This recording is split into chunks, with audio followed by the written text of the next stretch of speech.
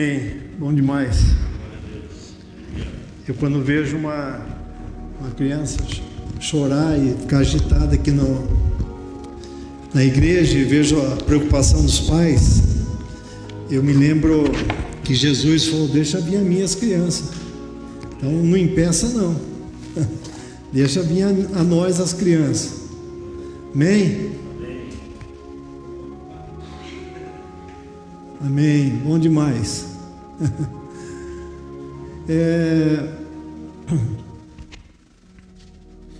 Eu fiquei ontem uma boa parte do dia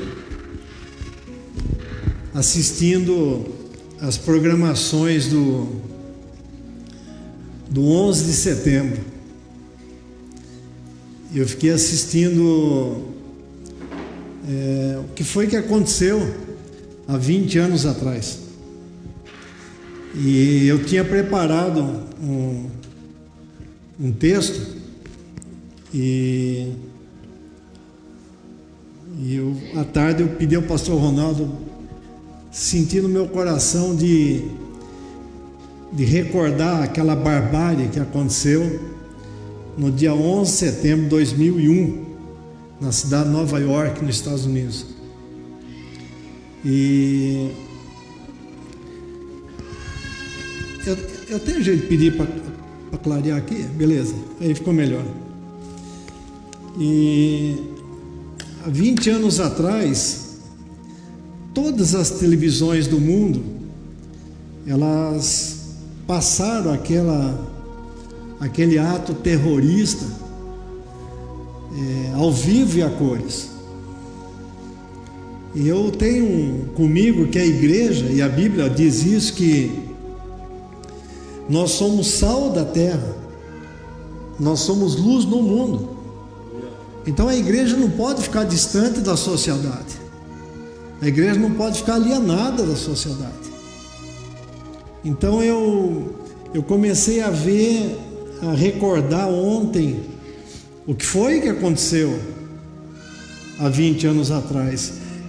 O tamanho da maldade que o ser humano tem, gente. Eu fiquei imaginando, cara, sério. Você pegar um avião, 100 e poucas pessoas lá dentro, deliberadamente você meter numa torre ali que tem um caminhão de gente. Como é que pode, gente? Foram 4 aviões sequestrados. 2 atingiram o alvo por inteiro, nas Torres Gêmeas. Um deles pegou uma parte do Pentágono, era para cair dentro. E o terceiro houve uma rebelião, o quarto houve uma rebelião dos passageiros e jogaram lá num campo lá. Mataram os 44 passageiros que estavam dentro. E eu fiquei assustado de ver a que ponto chega o ser humano. Dia 11 de setembro ficou marcado como uma tragédia na história dos Estados Unidos. Houve uma divisão, o antes e o depois de 11 de setembro. Eu fiquei assistindo lá. Eu me lembro que em 2001 nós morávamos em Uberlândia. A gente estava trabalhando no escritório, era um dia assim, estava todo mundo reunido e a televisão ligada, e de repente aquele absurdo de um avião entrando num prédio. Todo mundo ficou assim, né? Ninguém sabia se era uma imagem projetada, se era alguma coisa assim. De repente vem outro avião, pimba, de repente Jesus Cristo, né? Uma coisa interessante. 2 prédios referências em Manhattan, em Nova York, nos Estados Unidos, dois prédios significativos para a cultura americana. E em poucos minutos depois, 2.998 pessoas mortas, 6.300 pessoas feridas.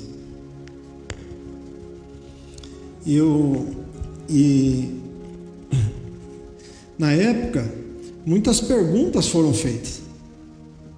Muitas perguntas. E Deus? Onde estava quando essa tragédia aconteceu? Houve esses questionamentos. Será que Deus foi pego de surpresa? Será que alguma força maior do que Ele fez tudo aquilo e Ele não pôde impedir? E eu comecei a analisar, desde os 30 anos que a gente tem já de caminhada, que muitas outras perguntas, muitas outras, em todas as épocas, em todos os dias, em todos os momentos, muitas outras perguntas, e eu tenho certeza que certamente você já ouviu as mesmas perguntas que eu. Como é que um Deus bom permite que coisas ruins aconteçam? Nunca ouviu isso? Quando tem um problema com uma criança, quando tem um problema com uma catástrofe, um atentado, nunca ouviu essa pergunta? Parece até meio ofensivo esse questionamento, parece meio grotesco, meio forte, mas isso passa para a cabeça de muita gente. Para começar, a pergunta real, a pergunta verdadeira, não é como um Deus bom permite que coisas ruins aconteçam, não é essa. Mas sim, como um Deus santo, justo, permite que coisas boas aconteçam com pessoas más, pecadoras como nós, pessoas que o rejeitam, pessoas que o têm retirado cada vez mais das suas vidas. Essa é a pergunta. Essa é a pergunta que nós temos que responder. Eu estava lendo uma entrevista da Anne Graham, é a filha do Billy Graham, aquele grande pregador americano, e ela foi entrevistada por um programa de televisão sobre esses acontecimentos, sobre esses assuntos. E ela deu uma resposta extremamente profunda e sábia, e eu quero compartilhar com você. Ela disse: eu creio que Deus ficou profundamente triste, Ele ficou profundamente aborrecido com tudo que aconteceu no 11 de setembro, tanto quanto cada um de nós. Por muitos anos nós, eu, você e o povo lá, nós temos dito para Deus não interferir nas nossas vidas, nas nossas escolhas, para Ele sair do nosso governo, sair das nossas vidas, e Ele sendo um cavalheiro, como Deus é, eu creio que Ele calmamente nos deixou.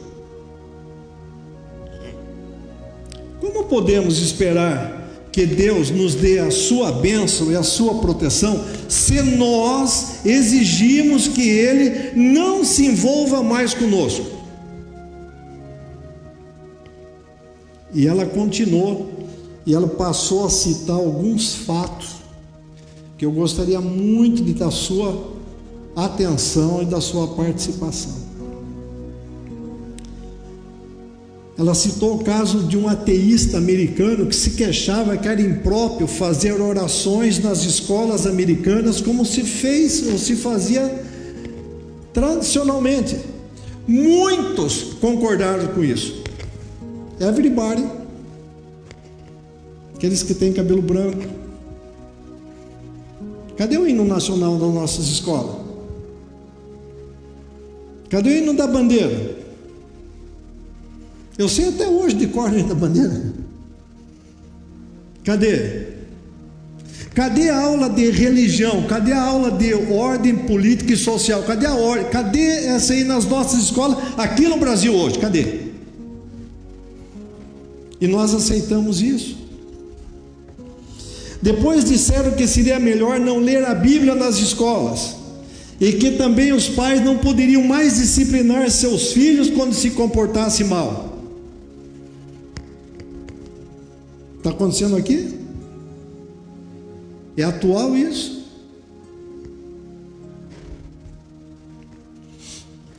Foi sugerido também que deveriam deixar as filhas fazerem aborto se elas quisessem, e que nem precisariam contar aos pais, a sugestão foi aceita sem questionamento. Nós não estamos pedindo para Deus, nós não votamos nos nossos deputados, nos nossos senadores, no nosso presidente, nós não votamos nesse povo que está fazendo leis para permitir o aborto. Como é que eu vou ficar isento de culpa? Como é que eu vou me declarar que eu não sou mau? Esses dias eu estava acompanhando o meu netinho, tem 6 anos, acompanhando o meu netinho, Davi, numa aula. E por incrível que pareça, essa aula era sobre as diferentes formas de família. Rapaz, eu me perdi por completo, cara. A professora, então, ela não sabia para que lado virava. E o Davi, porque eram tudo, o livro assim, tudo com fotos. Ó, pai, eu vou, esse daqui tem 2 pais, essa aqui tem 2. Eu não sabia explicar, cara. Meu conceito é antigo. Eu não cheguei nesse nível. Não cheguei, cara. Também foi sugerido que não seria possível segurar os rapazes quanto à sexualidade e que fossem distribuídos camisinhas à vontade para ele, sem precisar dizer aos seus pais. Aí eu falei, não, gente, essa mulher está errada. Essa aqui ela copiou do Brasil. Não é não? O que acontece no carnaval? Distribui a fartura de camisinha, pô. Então muitas vezes nós estamos apontando o dedo, esquecendo que tem 3 lembrando para nós e 1 recordando Jesus, amigo. Está acontecendo conosco agora.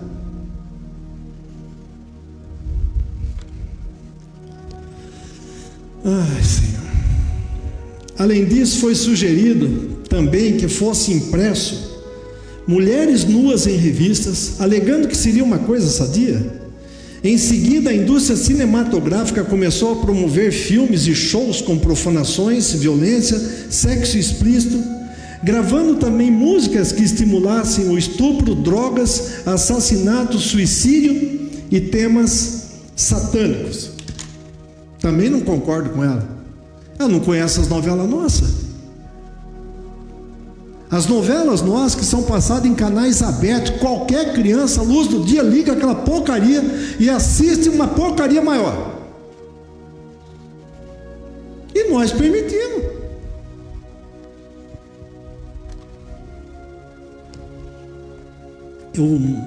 Eu quero só citar mais 2 casos para parar com essa coisa aqui.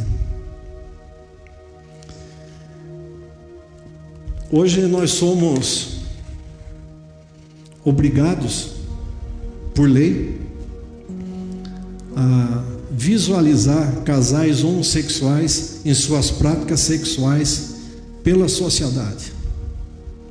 E se nós condenamos, nós somos presos. Então deixa eu explicar para você. Pau que bate em Chico, bate em Francisco, concorda? Cada um tem o seu direito legal de fazer o que quer. Eu tenho o direito legal de ser contra, mas eu não posso ser. O direito não é unilateral. O direito é unilateral, não é bilateral. Quando a gente fala de governo, que a gente vota, você tem que entender os países que estão fazendo leis para permitir o casamento homossexual e o aborto. Eu não consigo entender, gente, o aborto. Eu não consigo. Não é o caso de ser um estupro, de ser um problema não consensual, de ser um problema de saúde. Eu não estou discutindo o assunto. Mas ninguém tem o direito sobre a vida que não lhe pertence, pô. Você não tem esse direito. Não, mas eu não concordo. É um problema teu, pô.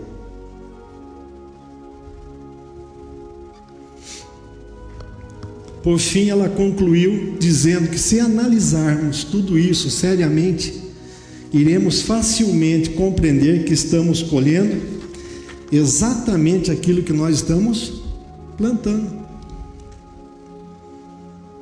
Você está concordando com tudo isso que está acontecendo? Você concorda com o ensino dos seus filhos? O pastor Ronaldo falou bem assim da flecha,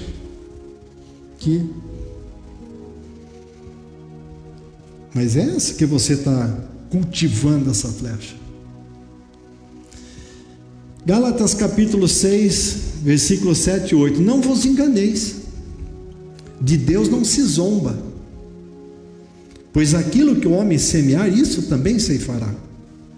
Porque o que semeia para a sua própria carne, da carne colherá corrupção, mas o que semeia para o Espírito, do Espírito colherá vida eterna. Eu vou falar uma coisa de agricultor agora. São algumas considerações. Primeiro, o que você planta, você vai colher. Você planta banana, você vai colher banana. Não tem outro jeito não. Mas o que você planta, você vai colher multiplicado. Você planta uma laranja, você colhe 12 caixas por safra. Há um texto na Bíblia que eu queria que você pudesse abrir aí. É Romanos capítulo 1, do verso 18 ao 32. Romanos capítulo 1, do verso 18 ao 32. Nesse texto é narrada a depravação do homem por causa do pecado. Esse texto deixa clara a condição e decisão voluntária do homem em rejeitar a Deus. Como consequência, Deus simplesmente entrega o homem aos seus próprios desejos. E aí começa a chamada espiral descendente. Ele só se afunda em seu pecado até que ele morra. E chama-se espiral descendente. Eu vou ler alguns versículos apenas desse texto, mas você leia esse texto do 18 ao 32 de 1 Romanos. Portanto, tendo conhecimento de Deus, não o glorificaram como Deus, nem lhe deram graças, antes se tornaram nulos em seus próprios raciocínios, obscurecendo-se-lhes o coração insensato, inculcando-se por sábios, tornaram-se loucos, e mudaram a glória de um Deus incorruptível em semelhança da imagem do Deus corruptível.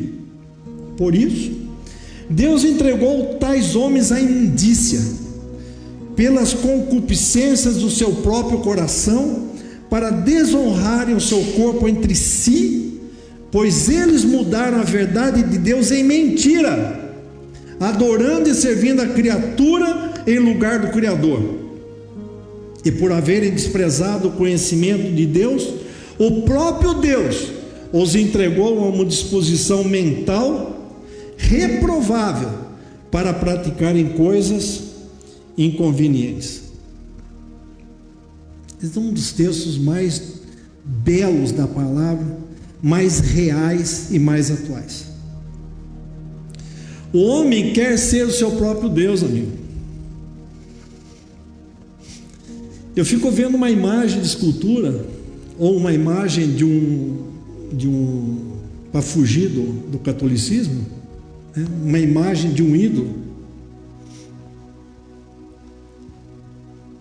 Ele quer ser o seu próprio Deus, viver em função de si mesmo, rejeita a Deus e a sua sabedoria.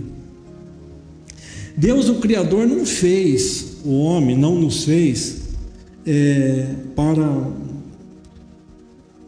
eu vou criar o homem e abandonar. Não, Ele nos fez para um relacionamento íntimo com Ele. E Ele deixou claro que fora dele, fora desse relacionamento sadio, só nos resta sofrimento e morte. Eu tenho hora que eu passo nas praças ali perto de casa, tem uma praça do skate ali perto de casa, e eu vejo madrugada, ou manhãzinha, quando eu passo, eu vejo meninas bonitas, meninos bonitos, tomando bebida, passaram a noite ali, e eu fiquei me imaginando como é que é o coraçãozinho do pai dele, gente. Como é que fica? Eu vi esse menino sendo apresentado. Qual que é o sonho do pai para ele?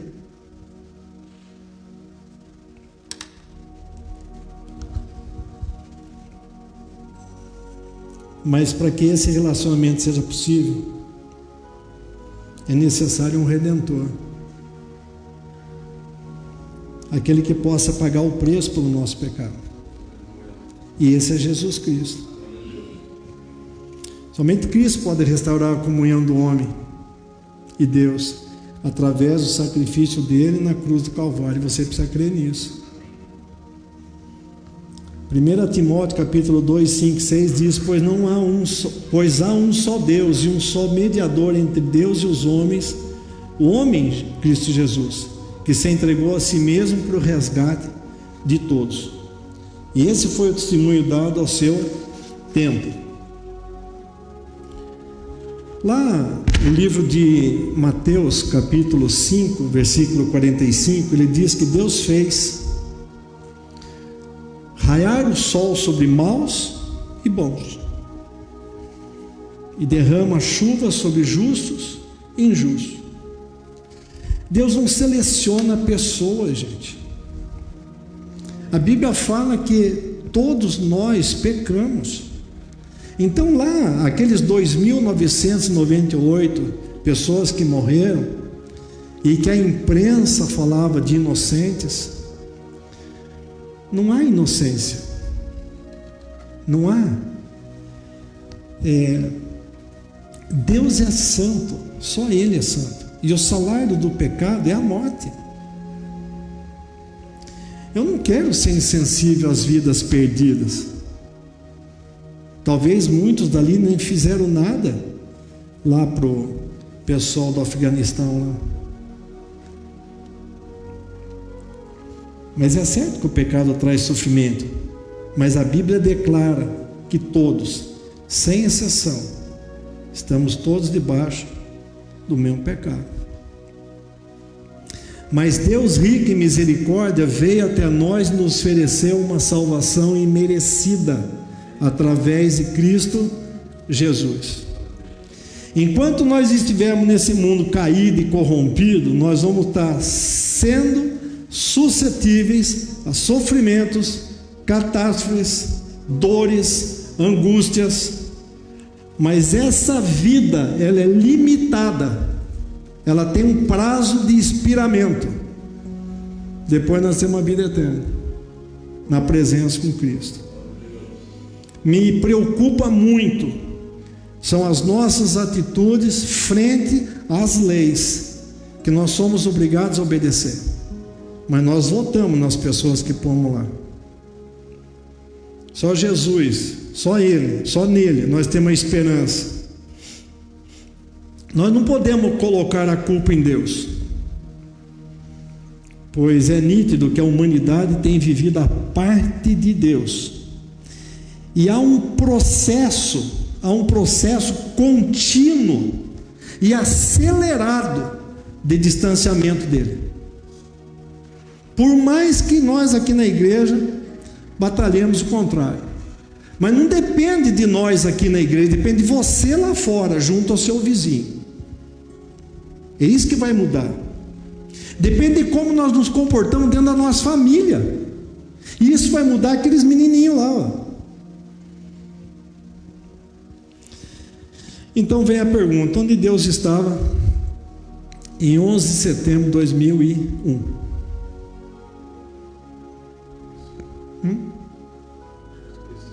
Ele estava onde sempre esteve, à disposição do homem, à espera do homem, que prefere trocar a verdade pela mentira. Mas Ele se revela a nós e nos oferece a redenção, a vida eterna, através da pessoa de Jesus Cristo. Eu quero encerrar para mostrar um fato para você, que no meio de toda a tragédia, Deus está presente, nos alertando. Página da Bíblia encontrada nos destroços de 11 de setembro expõe a mensagem de perdão.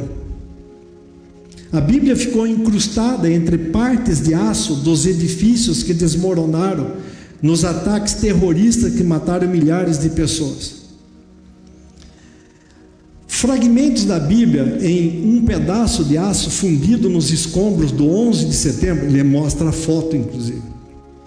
Uma Bíblia misturada com aço derretido dos edifícios que sofreram os ataques de 11 de setembro, foi encontrada por um bombeiro quando vasculhava os escombros das Torres Gêmeas, após os atentados terroristas que vitimaram milhares de pessoas. Eu fiquei imaginando isso. Amigo, derreteu aço. Everybody. Derreteu aço. Imagina a temperatura daquele lugar. E a Bíblia ficou assim, como se fosse essa aqui. A Bíblia ficou incrustada assim num pedaço de aço e cimento. Página real, texto real. Em março de 2002, ele estava com uma equipe procurando os restos da Torre Sul, quando fez a descoberta impensável, uma Bíblia fundida em um pedaço de aço. Em choque, o bombeiro imediatamente levou a Bíblia para Joel Meyerowitz, que era o fotógrafo designado para trabalhar no Marco Zero por 9 meses. Esta Bíblia, triturada, queimada e coberta de entulhos, chegou até mim das mãos amorosas de um bombeiro que sabia que eu era o detentor do recorde de pegar as coisas no Marco Zero, disse o fotógrafo, segundo reportagem do New York Times. Meyerowitz, que é autor de um livro, conta que ficou totalmente sem palavras quando seus olhos se voltaram para o versículo bíblico exposto na superfície do que ele chamou de aço em forma de coração. Lá estava o texto de Mateus 5, 38 e 39. Ouviste o que foi dito? Olho por olho, dente por dente. Não foi o que fizeram? O americano não foi lá soltar bomba lá no Afeganistão? Os caras não pegaram o avião? Uma desgraça não pode justificar outra, irmão. Mas eu vos digo que não resistais ao mal, mas quem quer que te fira na face direita, vire também a outra. Esse é o texto que está lá. Meu espanto ao ver a página em que a Bíblia estava aberta me fez perceber que a mensagem da Bíblia sobrevive ao longo do tempo, disse o Joel. E em todas as épocas interpretamos seus ensinamentos de maneira renovada, conforme a ocasião exige. O fotógrafo diz que ficou totalmente hipnotizado por ter encontrado, em meio a toda aquela destruição, esse pedaço de pergaminho frágil e poderoso que foi capaz de suportar tudo e enviar uma mensagem duradoura para todos nós. Nossa natureza carnal nos exorta a retribuir o mal pelo mal, mas Deus nos chama a pressionar no perdão e no amor, deixando a vingança para Ele. Os restos da Bíblia foram preservados e está no Museu do Memorial do 11 de setembro em Nova York, onde pode ser vista por todos nós que um dia, querendo Deus, estaremos lá visitando esse lugar aí. Amém? Quero orar por vocês. Pode ficar em pé?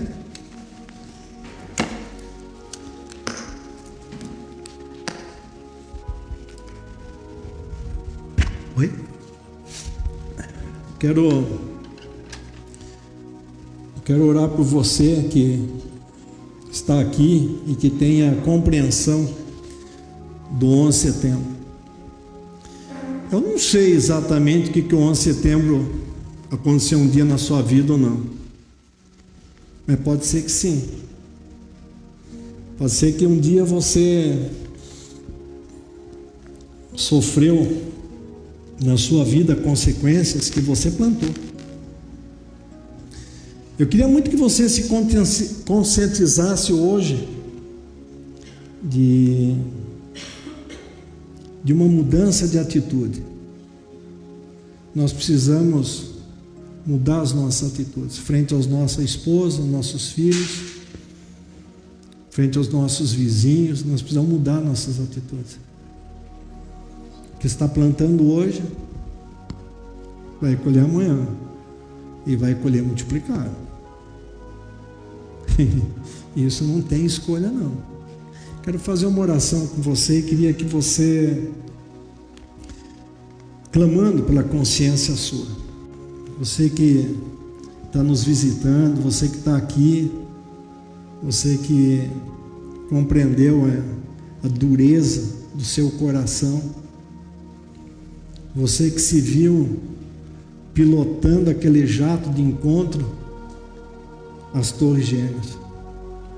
Muitas vezes faz isso na vida dos outros. Muitas vezes, em vez de você abençoar, você está machucando. Às vezes você não compreende que está fazendo isso. Às vezes as próprias leis do país, às vezes a própria cultura sua, às vezes a própria modernidade, né? O povo hoje é mais moderno, eu sou das antigas. Mas eu queria orar com você, queria que você repetisse comigo: Jesus Cristo, eu me chego diante de Ti, como estou, como sou, o que eu tenho feito, não são oculto para Ti, mas eu quero declarar com a minha boca o que meu coração sente, um arrependimento profundo de tudo que eu tenho feito, e clamar: entra na minha vida, muda as minhas atitudes, para que eu possa fazer diferença na vida do meu próximo, na vida daqueles que estão mais próximos de mim. Eu nego, recuso, quebro todo pacto que eu fiz ou que fizeram por mim com o reino das trevas. E eu quero declarar com a minha boca aquilo que o meu coração crê, uma mudança de vida através da ação do Espírito Santo de Deus na minha vida. Escreve o meu nome no livro da vida, para que ninguém consiga apagar. Usa como tinta o seu sangue derramado na cruz do Calvário. Me abençoes a partir de hoje e até que o Senhor venha, porque o Senhor prometeu que esses 80 anos, 90 anos de vida que nós temos aqui na terra são como o grão de areia de uma praia, se comparado à eternidade contigo, Pai. Muito obrigado pelo seu sacrifício na cruz do Calvário, por mim, por aqueles que são meus amigos, por aqueles que são meus inimigos. A bênção do Senhor não faz distinção de pessoa, não faz escolha. As escolhas são feitas por nós, pecadores. Nos perdoe, Pai. Faça a vida em nossa vida, em nome de Jesus. Amém? Graças a Deus. Você que fez essa oração pela primeira vez, procura aqui a gente, procura o pastor, procura a gente aqui, deixa a gente orar contigo. Você tem que crer no que você fala.